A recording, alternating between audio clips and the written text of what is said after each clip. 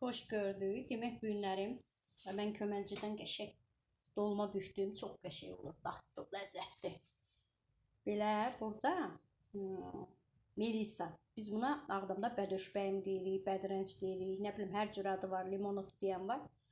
Elə belə yoxlamaq üçün dedim qoy bir 3 dənə də bundan yoxlayım.